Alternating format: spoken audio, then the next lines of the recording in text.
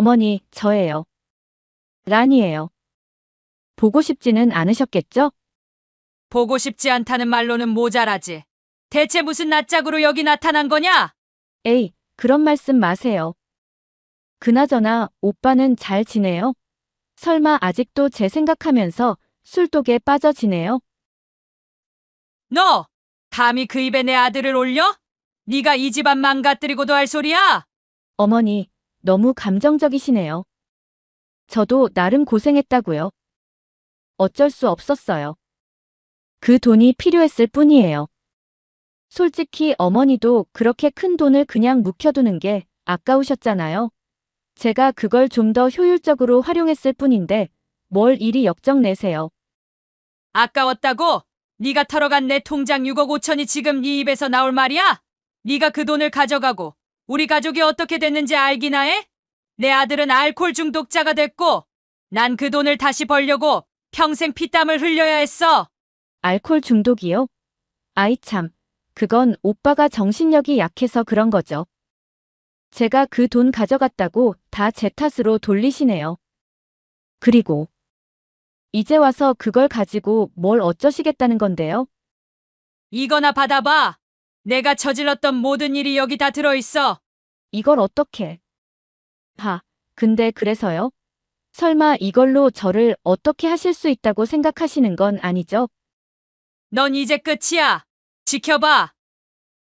영상 시작 전 구독과 좋아요 부탁드립니다. 안녕하세요. 저는 천안에 사는 김미옥입니다. 올해 75이 되었죠. 제가 이렇게 제 이야기를 하게 될 줄은 몰랐네요. 평생을 모은 재산이 사라진 그날부터 10년이라는 시간이 흘렀습니다. 하지만 지금도 그날만 생각하면 가슴이 너무 아픕니다. 처음 우리 며느리를 본 건 2013년 초봄이었습니다. 벚꽃이 막 피기 시작할 때였죠. 아들이 결혼하겠다고 데리고 온 날이었습니다. 키가 작고 단아한 모습의 베트남 처녀였습니다. 이름은 응옥란. 나이는 27이었습니다. 저도 처음엔 반대했습니다. 아들이 베트남 신부 소개소를 통해 만났다고 했을 때 세상에 공짜는 없다고, 이런 결혼이 위험하다고 말렸죠. 하지만 난이를 직접 만나고 나니 그런 걱정이 무색해질 만큼 똑똑하고 착해 보였습니다. 어머니, 저 란이라고 해요. 잘 부탁드립니다. 서툰 한국말이었지만 그 목소리에 묻어나는 공손함이 마음에 들더군요. 무엇보다도 그 눈빛만 보고도 이 아이는 착한 아이구나 싶었습니다. 어머님, 제가 한국어 공부 열심히 할게요. 어머님 말씀 잘 알아듣고 싶어요. 그리고 베트남에서 대학교도 나왔어요. 저 배우는 거 좋아해요. 그 말이 진심으로 들렸습니다. 실제로도 그랬고요. 결혼하고 나서 란이는 정말 열심히 살았습니다. 매일 한국어 학원에 다니더니 눈에 띄게 한국말이 늘었고, 매일 아침 제가 일어나기 전에 아침 준비를 했습니다. 처음엔 서툴렀지만 한식도 곧잘 맛있게 해냈습니다. 특히 제가 김치를 담글 때면 꼭 옆에서 배우려 했죠. 어머니, 이거 맞아요? 저도 어머니처럼 맛있는 김치 담그고 싶어요. 우리 민수 오빠가 어머니 김치 좋아하잖아요. 시장에 가면 딸처럼 제 팔짱을 끼고 다니고 짐도 무리 된다며 절대 못 들게 했습니다. 란이가 저를 챙기는 모습을 보면 이웃들도 모두 부러워할 정도였죠. 미옥 씨는 좋겠어요. 저런 며느리가 어딨어. 요즘 한국 며느리도 저렇게 못해. 암만. 동네 사람들 사이에서 란의 이야기가 화제가 되었습니다. 아침마다 꼬박꼬박 인사하고 주말이면 김치도 나눠주고 시장에서 마주치는 아주머니들마다 우리 며느리라고 자랑스레 소개했었죠. 미옥 씨는 복 받았네. 요즘 젊은 애들은 시어머니랑 같이 살기도 싫어한다는데. 그러게 말이야. 라니 덕분에 미옥 씨 요즘 몰라보게 젊어졌잖아. 그런 말을 들을 때마다 마음이 뿌듯했습니다. 처음에 베트남 며느리라고 했을 때는 걱정도 많았는데, 이제는 제가 오히려 라니를 자랑하고 다닐 정도였으니까요. 한 번은 제가 감기에 걸려 고생할 때였습니다. 라니는 밤새 제 곁을 지키며 미음을 끓여주고 다음 날 새벽엔 삼계탕까지 준비해 놓았더군요. 어머니, 어서 드세요. 제가 베트남에서 우리 엄마 병구안 할 때도 이렇게 했어요. 어머니가 아프면 제 마음이 너무 아파요. 그 말을 하는 라니의 눈에는 눈물이 고여 있었습니다. 그때 전 정말 이 며느리가 내 친딸 같다고 생각했습니다. 큰 착각이었죠. 그 자랑스러움이, 그 뿌듯함이 모두 거짓말 위에 지어진 모래성이었다는 걸. 그땐 몰랐습니다. 결혼 2년 차가 되던 해 우연히 들은 라니의 통화 소리가 지금도 생생합니다. 그날은 제가 일찍 귀가한 날이었는데 베란다에서 빨래를 거두려다가 들은 베트남어 통화였죠. 처음엔 고향 부모님과 통화하는가 보다 했습니다. 하지만 뭔가 달랐어요. 라니의 목소리에서 들리는 다정함이 부모님을 대하는 것과는 달랐거든요. 그때 전화를 끊고 들어온 라니의 얼굴에는 제가 한 번도 보지 못한 표정이 있었습니다. 어머니, 언제 오셨어요? 당황한 기색이 역력했죠. 그날 이후 저는 라니를 유심히 지켜보기 시작했습니다. 수상한 점들이 하나둘 눈에 들어왔습니다. 집에 있을 때면 끊임없이 휴대폰을 들여다보며 웃었고, 통화할 때면 항상 밖으로 나가더군요. 주말에는 친구들 만난다며 외출이 잦아졌고, 늦게 들어와도 전처럼 죄송하다는 말 한마디 없었습니다. 어느 화창한 봄날이었습니다. 제가 부엌에서 김치를 담그고 있는데 현관문이 열리더니 라니가 낯선 남자와 함께 들어왔습니다. 어머니, 이분은 제 고향 친구예요. 한국에 잠깐 놀러 왔대요. 수상했습니다. 베트남 시골 마을에서 왔다는 그 남자의 옷차림이며 몸가짐이 라니가 말한 것처럼 가난한 시골 출신 같지가 않았거든요. 더 이상한 건 그 남자의 한국말이었습니다. 라니보다도 더 유창한 한국말을 구사하더군요. 게다가 그 사람이 라니를 바라보는 눈빛, 고향 친구 사이라고 하기엔 너무나 다정했습니다. 저도 여자지만 남자가 여자를 사랑하는 눈빛이 어떤 건지는 압니다. 그건 결코 오랜 친구 사이의 눈빛이 아니었죠. 그날 이후로 수상한 낌새가 보이기 시작했습니다. 갑자기 화장을 진하게 하기 시작했고, 옷도 자주 사입더군요. 남편 월급으로는 살 수 없는 비싼 옷들이었습니다. 또 이상한 점은 월말만 되면 어딘가에 다녀와야 한다며 외출을 하는 거였어요. 처음엔 한국어 학원이라고 했다가 나중엔 친구 만난다고 하고, 핑계가 그때그때 달랐죠. 그러던 어느 날 라니가 울면서 집에 들어왔습니다. 어머니, 말씀드릴 게 있는데 저 도움이 필요해요. 알고 보니 고향에 있는 가족들 때문에 은행 대출을 받았다는 거였습니다. 이자를 감당하지 못해 힘들다면서 눈물까지 보이더군요. 베트남에 있는 동생이 급한 수술을 받아야 해서 제가 돈을 빌렸는데 이자가 너무 비싸서 감당이 안 돼요. 어머니가 빌려주시면 저 이 돈 갚을 수 있어요. 꼭 갚을게요. 제발 도와주세요. 결국 제가 통장에서 3천만 원을 내어주게 됐습니다. 당장 급한 불을 끄는 거라고 생각했죠. 아들이 알면 큰일 날 것 같아서 철저히 비밀로 했습니다. 그리고 정말 기적처럼 한 달 뒤에 라니는 그 돈을 모두 갚아왔습니다. 이자까지도요. 어머니, 정말 감사합니다.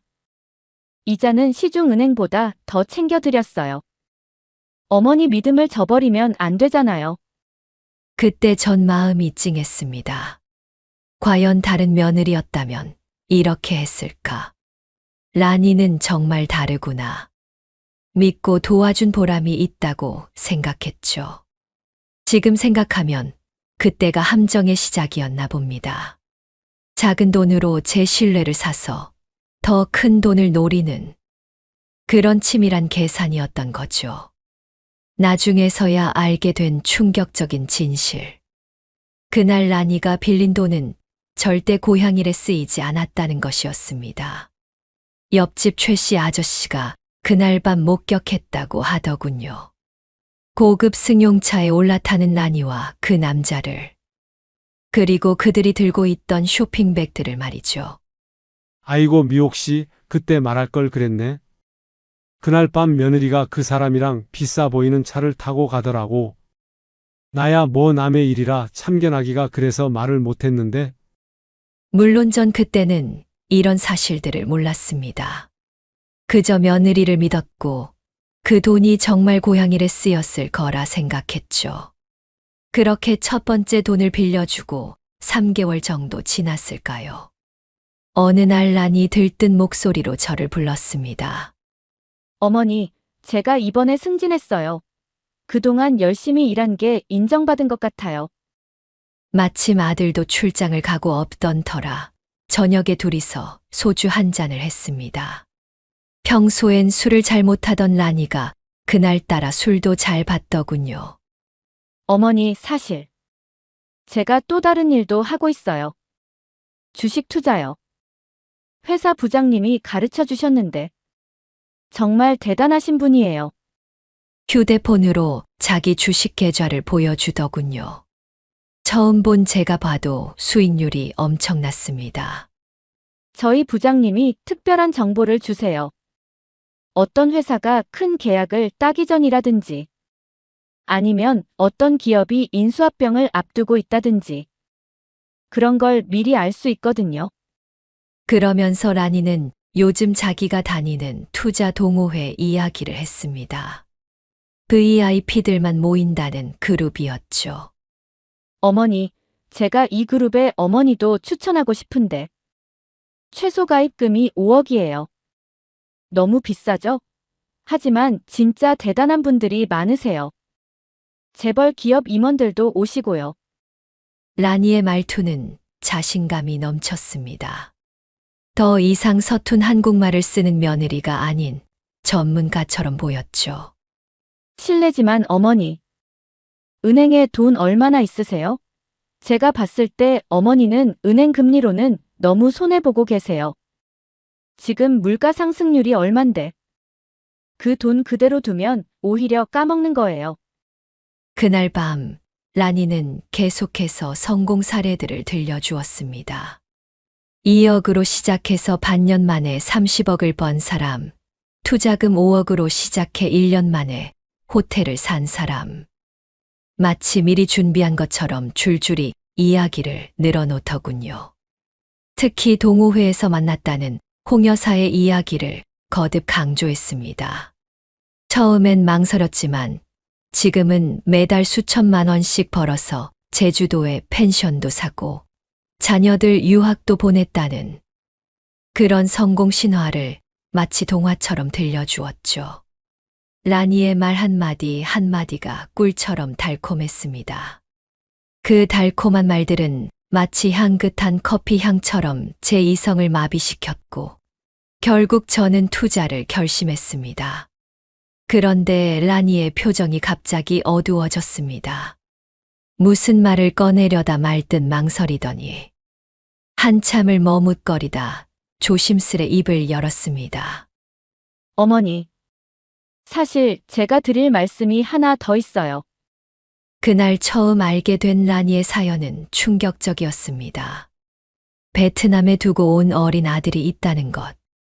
그것도 심장이 좋지 않아 수술이 시급하다고 했죠. 처음엔 의심이 들었습니다. 왜 이제야 이런 이야기를 하는 건지. 하지만 라니의 눈에서 흐르는 눈물을 보니 마음이 약해지더군요. 아들 얘기를 할 때마다 떨리는 목소리. 그 모습이 거짓말처럼 보이지는 않았습니다. 돈이 너무 많이 필요해서 어머니께 차마 말씀드리지 못했어요. 그 말을 듣는 순간 제 머릿속에서 뭔가가 걸렸습니다. 돈이 필요하다는 말, 투자 이야기, 그리고 갑자기 꺼낸 아들 이야기까지. 뭔가 석연치 않은 느낌이 들었지만 그때는 그저 안쓰러운 마음뿐이었습니다. 제 머릿속을 스치는 의심도 라니의 눈물 앞에서는 무너져 버렸습니다. 어머니, 전 정말 아들을 살리고 싶어요. 이번 기회가 마지막일 것 같아요. 어쩌면 저도 모르게 제 아들을 그 아이에게 투영했는지도 모릅니다. 아픈 아들을 위해 애쓰는 며느리의 모습이 그저 안쓰럽기만 했으니까요. 알았다. 엄마가 한번 믿어볼게. 그렇게 저는 라니의 말에 넘어가고 말았습니다. 그때는 몰랐죠. 그 눈물이 얼마나 공들여 준비한 연기였는지. 그리고 그 아들 이야기는 제 마음을 흔들기 위해 치밀하게 준비한 덫이었다는 걸. 결국 저는 라니가 말한 투자를 시작하기로 했습니다. 그것이 제 인생 최대의 실수가 될 줄은 꿈에도 몰랐죠. 처음엔 정말 꿈 같았어요. 매달 300만 원씩 수익금이 들어왔으니까요. 어머니, 보세요. 첫 달 수익금이에요. 제가 말씀드린 대로죠. 통장에 찍힌 숫자를 보며 기뻐하는 제 마음을 알기라도 하는 듯 라니는 더 큰 욕심을 부추겼습니다. 어머니, 우리 이참에 더 큰 걸로 가보는 건 어떠세요? VIP 특별 투자가 있는데 수익률이 2배래요. 그렇게 한 달, 2달. 수익금이 꼬박꼬박 들어오는 걸 보면서 저는 점점 더 라니를 신뢰하게 됐습니다. 어머니, 이제 통장이랑 도장을 맡겨주세요. 제가 바로바로 투자하고 수익금도 바로 넣어드릴게요. 어머니는 매번 은행 가시기도 불편하시잖아요. 그러던 어느 날이었습니다. 어머니, 큰일 났어요. 지금 당장 2억이 더 필요해요. 오늘 안에 돈을 넣지 않으면 그동안 투자한 돈을 다 잃을 수도 있대요.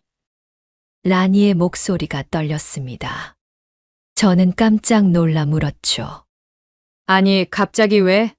VIP 투자가 중간에 깨지면 위약금을 물어야 한대요.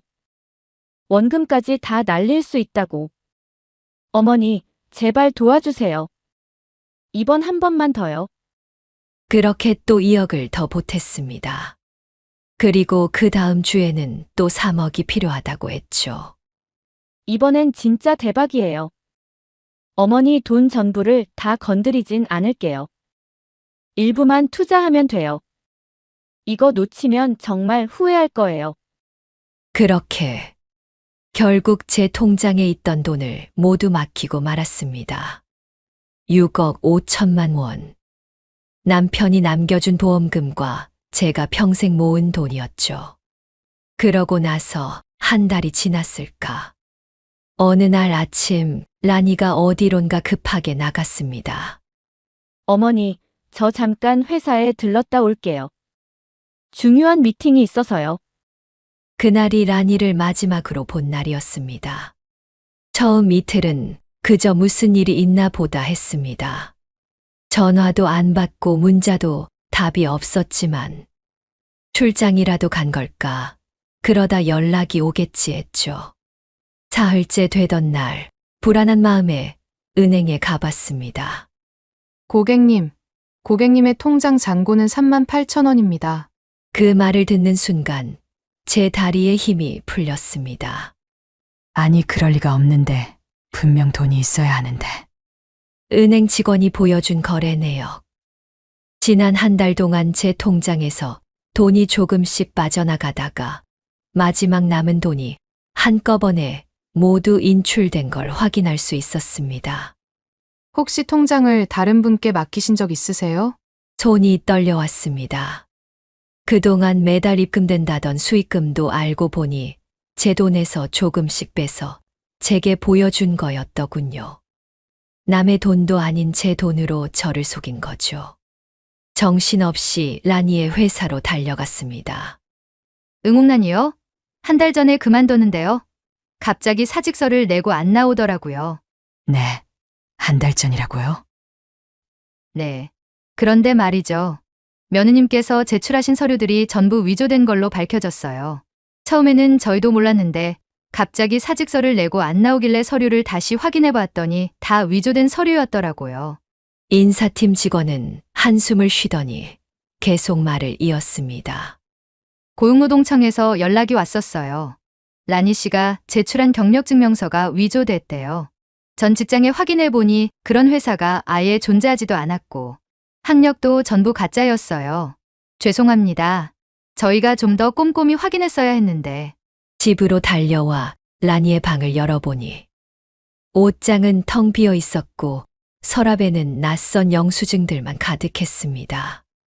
명품 쇼핑하고 호텔에서 놀았던 흔적들, 심지어 남자와 찍은 사진들도 있었습니다. 그리고 책상 서랍 깊숙이 숨겨져 있던 통장들. 그동안 제 돈으로 산 주식이나 펀드는 전혀 없었습니다. 대신 호화로운 생활을 즐긴 흔적들 뿐이었죠. 정신없이 경찰서로 갔습니다. 담당 형사는 제 이야기를 가만히 듣더니 잠시 망설이는 듯하다 서류 한 뭉치를 꺼냈습니다. 어머님, 사실 저희도 며느님에 대해 조사하고 있었습니다. 네. 무슨 말씀이시죠? 이걸 보시겠습니까? 형사가 내민 서류들을 보는 순간 제 손이 떨려왔습니다. 라니의 진짜 신원과 그동안의 행적이 기록되어 있었습니다. 가짜 신분으로 한국에서만 3번의 결혼 사기를 쳤다는 것. 심지어 베트남에서도 수배 중인 상태라는 것까지. 죄송합니다만 어머님 댁만 피해를 본 게 아닙니다. 서울, 부산에서도 비슷한 수법으로 피해 사례가 신고됐습니다. 그 말까지는 들었는데 그 뒤로는 기억이 없습니다. 정신을 차려보니 병원 응급실이었어요. 엄마 정신이 드세요. 아들이 제 손을 잡고 울고 있었습니다. 아들은 얼마나 울었는지 눈이 붉게 충혈되어 있었어요. 엄마, 내가 잘못했어. 제가 못난 놈이라 정말 죄송합니다. 그날 이후 아들이 변하기 시작했습니다. 처음엔 밤에만 마시던 술이 점점 더 일찍 시작됐고 급기야 아침부터 소주를 마시기 시작했죠. 출근도 제대로 하지 못했습니다. 오전에 일어나자마자 술을 마시니 회사에서는 결근이 늘어났고 결국 권고사직을 당했다는 통보를 받았습니다. 조용하고 성실했던 아들이 이제는 밤낮 없이 술에 쩔어 사는 신세가 되어버렸습니다. 아들 방에서는 매일 밤 술병이 굴러다녔고 구토 냄새가 가득했죠. 그 모습을 보는 게 라니에게 사기당한 것보다 더 가슴이 아팠습니다. 엄마, 저 때문이에요. 내가 그년을 데려와서 엄마 피 같은 전 재산을 다 날리게 만들고. 매일 밤 아들은 술에 취해 울었습니다. 한 번은 욕실에서 손목을 긋고 있는 걸 발견했어요. 다행히 칼이 무딘 면도기여서 깊이 베이진 않았지만 그날 밤 전 결심했습니다. 더 이상은 이렇게 있을 수 없다고. 경찰 수사는 진행되고 있었습니다. 하지만 희망적이진 않았어요. 어머님, 이미 베트남으로 출국한 기록이 확인됐습니다. 인터폴에도 수배 요청을 해놓긴 했는데 결과를 장담하긴 어렵네요. 그럼 제 돈은요? 계좌 추적을 해보니 홍콩, 마카오를 거쳐 베트남으로 빠져나간 것 같습니다. 국제 금융사기단과 연계된 것으로 보이는데 그때 알게 됐습니다. 라니가 얼마나 치밀하게 저희를 속여왔는지. 그동안 자신을 가난하지만 착한 베트남 처녀로 포장했던 것도, 아픈 아들 이야기도 모두 계획된 연기였다는 걸요. 특히 충격적이었던 건 라니의 진짜 정체였습니다. 본명은 응웬 티 프엉이고 호치민에서만 2번의 사기 전과가 있습니다. 심지어 결혼 사기 피해자 중 한 명이 자살까지 했다더군요. 시간이 지날수록 밝혀지는 사실들은 더욱 충격적이었습니다. 그동안 우리 동네에서 소문난 효부로 이름났던 며느리의 이면에는 이렇게 끔찍한 진실이 숨겨져 있었던 거죠. 어머님, 더 있습니다. 베트남 경찰에 따르면 그녀에게는 남편이 따로 있었다고 해요. 국제 사기단의 두목급인 것 같습니다. 이 말을 듣는 순간 그동안 가끔 집에 찾아왔던 고향 친구가 누구였는지 깨달았습니다. 그리고 그들이 얼마나 오랫동안 저희를 노려왔는지도 알 수 있었죠. 깊어가는 절망 속에서 아들은 점점 더 술에 의존했습니다. 엄마, 이제 어떡하지? 취직도 못하고 나 같은 놈은 그냥 죽어야 해. 매일 같은 말을 반복하는 아들을 보며 전 더 이상 가만히 있을 수 없었습니다. 아들이 알코올 중독으로 힘들어하는 동안 저는 조용히 움직이기 시작했습니다. 절대 포기할 순 없었으니까요. 가장 먼저 한 일은 베트남어를 배우는 것이었습니다. 70이 넘은 나이에 외국어를 배운다는 게 쉽지는 않았지만 하루도 빠짐없이 공부했습니다. 라니가 통화할 때 썼던 그 말들이 무슨 뜻이었는지 꼭 알아야 했거든요. 김영사는 계속 저를 만나 주었습니다. 다른 피해자들의 소식도 전해주고 수사 진행 상황도 알려주었죠. 어머님, 베트남에서 새로운 제보가 들어왔습니다. 호치민 시내에서 라니가 목격됐다고 하네요. 그렇게 조금씩 단서가 모이기 시작했습니다. 베트남에서 들어오는 소식들. 라니가 사치스러운 생활을 하고 있다는 것. 카지노에서 자주 목격된다는 것. 그리고 가장 충격적인 소식은 그녀가 또 다른 한국 남자와 결혼을 준비하고 있다는 것이었죠. 이번에도 똑같은 수법입니다.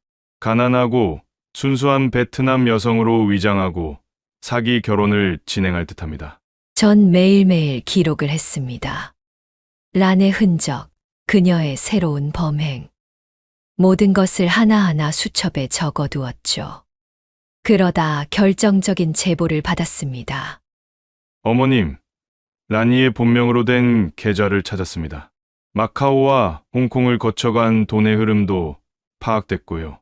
드디어 그녀의 정체를 밝힐 증거들이 모이기 시작한 겁니다. 범죄인 인도 조약에 따라 베트남 경찰과 공조 수사가 진행 중입니다. 다만 체포 영장을 발부받으려면 좀 더 구체적인 증거가 필요하다고 하네요.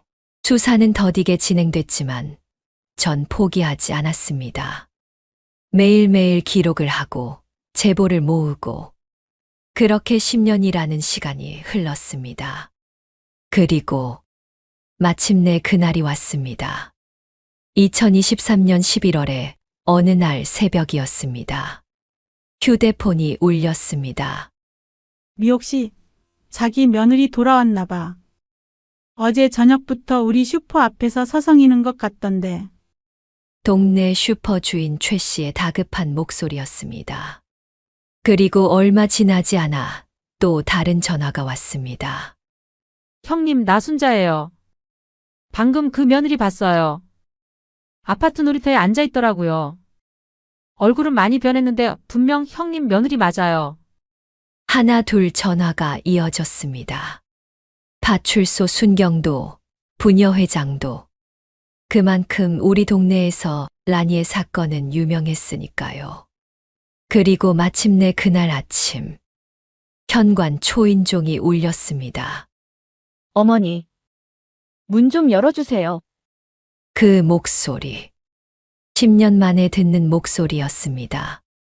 더 이상 서툰 한국말도 아니었고, 그때처럼 애교 섞인 말투도 아니었습니다. 오히려 어딘가 당당하고 위협적인 느낌마저 들었죠. 문을 열자 라니가 서 있었습니다. 명품 가방도 화려한 옷차림도 없었어요.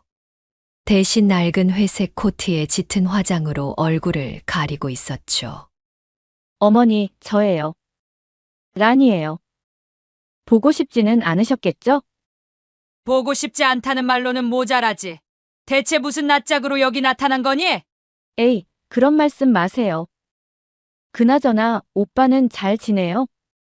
10년이나 지났는데도 여전히 뻔뻔한 태도. 오히려 더 당당해진 것 같았어요. 저를 바라보는 눈빛에는 죄책감은커녕 어떤 계산된 빛이 서려 있었습니다. 왜 돌아왔어? 이제 와서 뭘 더 가져가려고? 어머니, 너무 쌀쌀 맞으시네요. 저도 나름 사정이 있었다고요. 그리고 이제는 정말 달라졌어요. 어머니 돈도 꼭 갚을 거고. 말꼬리를 흐리며 한숨을 쉬더니 갑자기 눈물을 보이는 거예요. 10년 전에도 저를 이렇게 눈물로 조종했었죠. 제가 얼마나 후회했는지 아세요? 매일 밤 어머니 생각에 잠도 못 잃었어요. 그 말을 듣는 순간 제 입에서 비웃음이 새어나왔습니다. 경찰이 보여준 사진들이 떠올랐거든요. 호화로운 리조트에서 휴양을 즐기는 라니의 모습. 카지노에서 돈을 흥청망청 쓰는 모습. 호텔 수영장에서 샴페인을 마시며 웃고 있는 모습. 후회는 그 입에서 나올 말이 아니지 않니? 제 차가운 목소리에 란의 표정이 살짝 굳어졌습니다. 어머니도 아시잖아요. 제가 얼마나 효부였는지. 그동안 열심히 살았는데 한 번의 실수로 이렇게 미움받고 싶지 않아요. 실수! 처음부터 계획된 범죄를 실수라고 하는 거니? 그제서야 라니의 표정이 완전히 굳어졌습니다. 더 이상의 연기가 소용없다는 걸 깨달은 걸까요? 그래요. 맞아요. 전부 계획된 거였어요. 근데 이제 와서 어쩌시게요? 증거도 없잖아요. 저를 비웃듯 말하는 라니의 눈빛이 차갑게 변했습니다. 더 이상 그 가식적인 며느리의 모습은 찾아볼 수 없었죠. 이제 와서 뭐라고 하시겠어요? 전 이미 베트남에서도 할 거 다 하고 왔어요. 어머니 돈으로 호강도 실컷 했고. 이제 와서 경찰에 신고하시겠다고요? 하시던가요? 전 이미 잃을 게 없으니까. 그래서? 그래도 전 어머니 며느리잖아요. 그 정도 정은 있으시죠? 절 도와주시면. 제가 이번엔 진짜 효도할게요. 그때였습니다. 제가 준비해온 서류 봉투를 건넸죠. 이거나 받아보렴. 이게 뭐죠? 어머니, 이걸 어떻게? 란의 얼굴이 순간 창백해졌습니다. 봉투 안에는 A4 용지 3장이 들어있었죠. 첫 번째 종이는 베트남 공안 기록이었습니다. 그녀의 진짜 이름으로 된 수배 기록. 그리고 그녀가 연루된 모든 범죄 기록들. 잠시 서류를 훑어보던 라니가 갑자기 웃음을 터뜨렸습니다. 하하. 그래서요? 어머니 지금 이걸로 절 협박하시겠다는 거예요? 두 번째 종이는 사진들이었습니다. 호치민의 호화로운 카지노에서 찍힌 사진, 다른 남자와 찍은 사진들. 그리고 제 돈을 빼돌린 바로 다음 날 호텔에서 파티를 벌이는 사진이었죠. 이거 참 열심히도 모으셨네요. 이런 거 모으시느라 얼마나 쓰셨어요? 제가 가져간 돈보다 더 쓰신 거 아니에요? 비웃음 섞인 그녀의 말투에 제 손이 떨려왔습니다. 하지만 아직 마지막 한 장이 남아 있었죠. 마지막 것도 한번 보죠. 어차피 저 같은 사람은 그런데 마지막 종이를 보더니 란의 얼굴색이 변했습니다. 최근 그녀가 저지른 새로운 사기 사건의 고소장, 그리고 충격적인 증거 사진들. 이건 놀랐니? 내가 그토록 숨기고 싶어 하던 그 비밀이다. 잠시 창백해졌던 란이의 얼굴이 이내 차갑게 굳어졌습니다. 그래요. 인정해요. 제가 사기를 쳤고 거짓말도 했어요. 근데 어머니도 똑같잖아요. 그 돈 불리는 데만 정신 팔리셨던 거 아니에요? 그렇게 큰 이자가 따박따박 들어올 때 이상하다고 생각하셨어야죠. 넌 정말 끝까지 뻔뻔하구나. 뭐 어쩌시게요?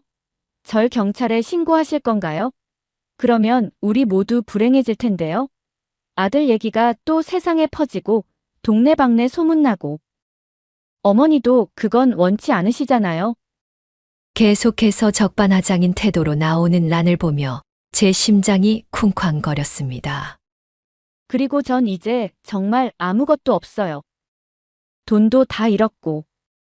어머니가 저한테 더 뭘 바라시는 건데요? 복수하고 싶으신 거예요? 넌 정말 끝까지. 어머니, 현실적으로 생각해 보세요. 제가 지금이라도 어머니 곁에서 효도하면서 살면 그게 더 좋지 않나요? 그동안 잃어버린 돈은 제가 조금씩이라도 갚을게요. 말끝을 흐리며 갑자기 란이는 애처로운 표정을 지었습니다. 10년 전 저를 홀리던 바로 그 표정이었죠.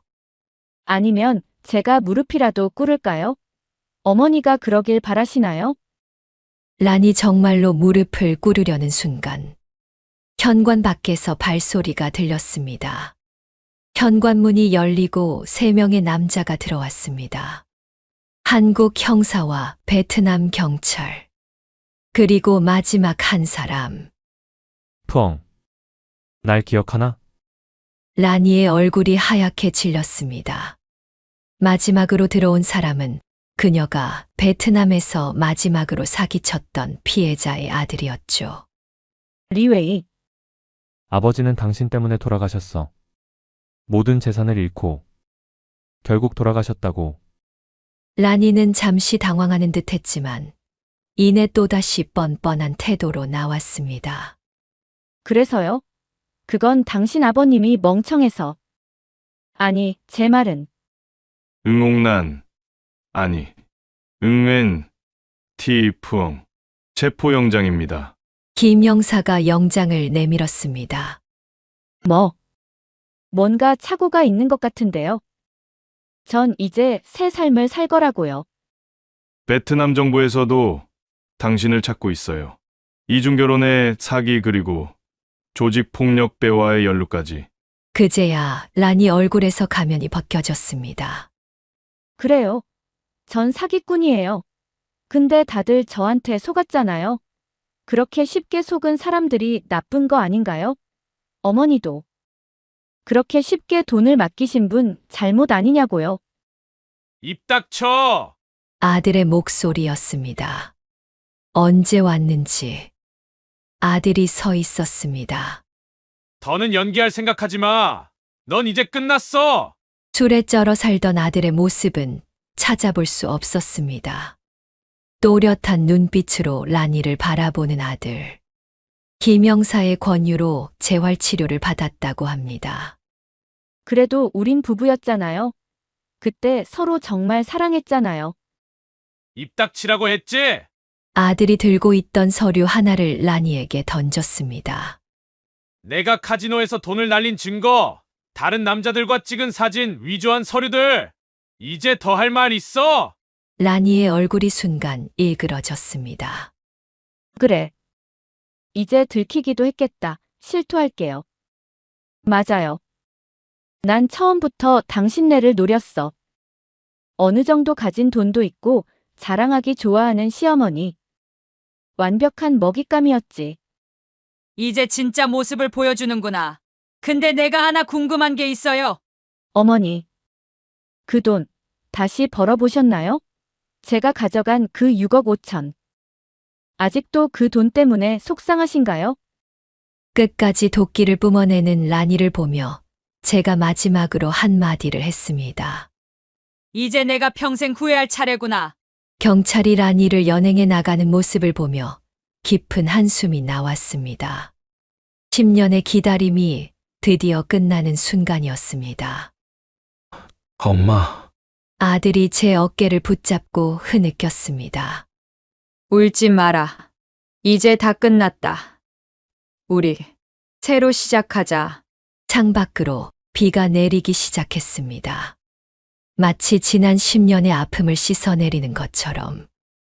여러분은 어떻게 생각하시나요?